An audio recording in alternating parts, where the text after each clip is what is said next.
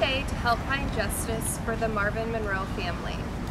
On June 19, 2011, at 4 a.m., Marvin was found murdered at Chalmers and Frankford Streets on Detroit's east side. The incident took place near Chandler Park Drive and Alter Road. Marvin was only 46 years old. Earlier that evening, Marvin was celebrating his niece's graduation at his brother's residence, located in the 3000th block of Cockland near Mack Avenue in Connor. Marvin was a father of 4 boys and worked as a handyman. DPD Homicide is searching for leads in this case, so we are asking you to come forward with any information that you might have. If you know anything about this crime, please make the anonymous call to Crime Stoppers at 1-800-SPEAK-UP, or go to our website where you can make an anonymous tip. The address is 1-800-SPEAKUP.org. There is a $2,500 reward if your information leads to an arrest. If the tip is called in by midnight tonight and leads to an arrest, there will be an additional $1,000 reward. So far this year, through July, $28,000 has been approved in rewards to our anonymous tipsters. If you have any information on this crime, make the anonymous call. We guarantee that your information is secret. You can make a difference in our community. And now we have Officer Adrian Lawrence from DPD Homicide. Hi, how you doing? So far, we have no leads on this investigation. Marvin was celebrating, like she said, Father's Day weekend and the graduation celebration that weekend. He left his brother's house, unknown where he was going.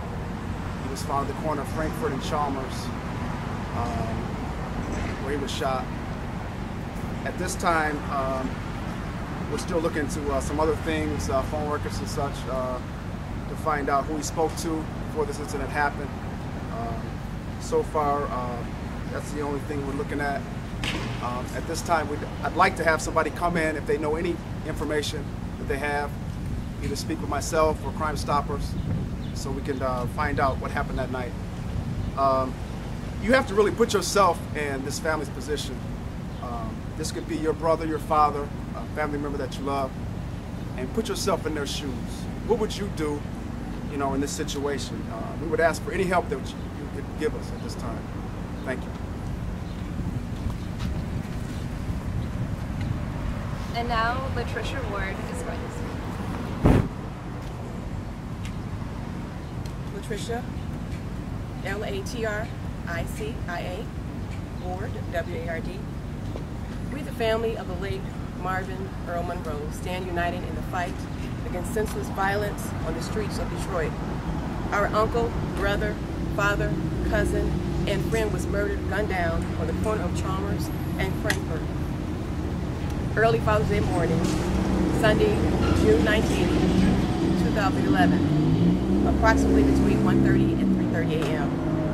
My uncle was a patient, loving, generous, and nonviolent man. Whenever you saw him, he had a smile on his face and a Pepsi in his hand. Uncle Marvin helped so many people.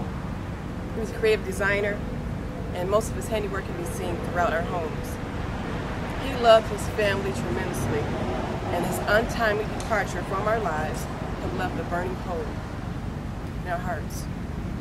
Please help us bring his killer or killers to justice. We need to find peace. Anyone with help or information regarding this heartless, heinous murder, please contact Crime Stoppers. Thank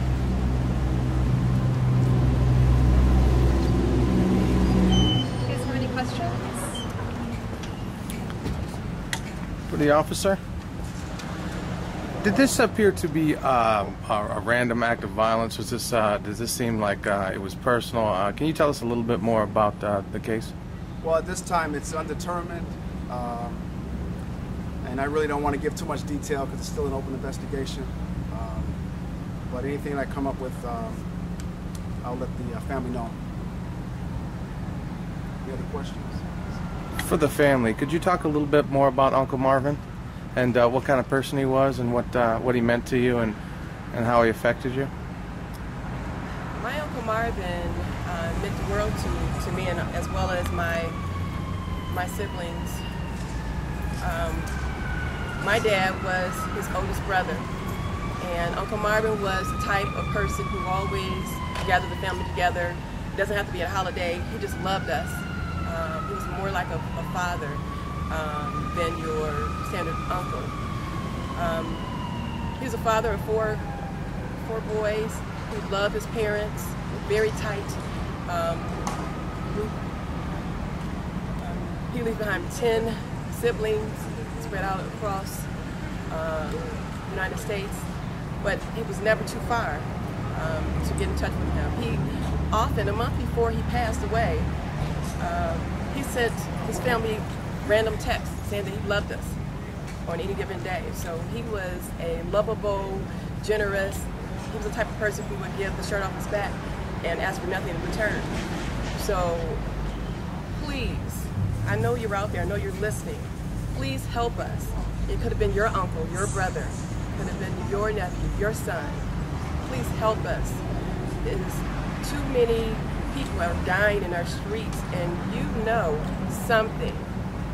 Please help us bring peace, a small portion of peace to our lives.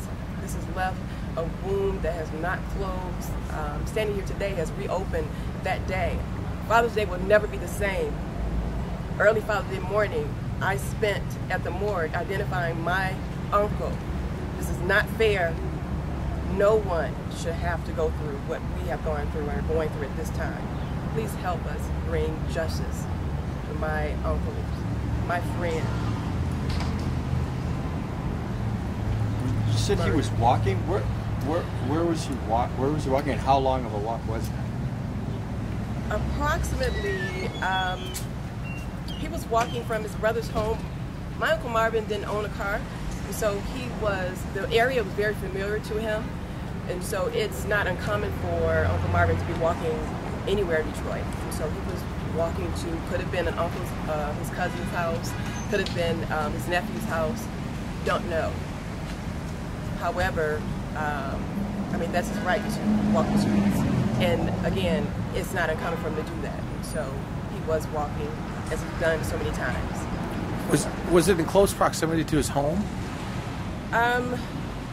It was, I would say, again, he walked so much, so, 2 miles away, 3 miles away, wouldn't be uncommon for him to walk. So where his destination, don't know at this time. However, someone knows. Someone knows. That area is too lit, it is too busy for someone not to have come forth by now. Any businesses in the area where there may have been cameras? There was. The very next, a few hours after the incident, we did check the gas station, which is just south of the incident. The cameras were facing in the opposite direction, so we were unable to retrieve any video. What about the gas station? Anyone hear anything, see anything?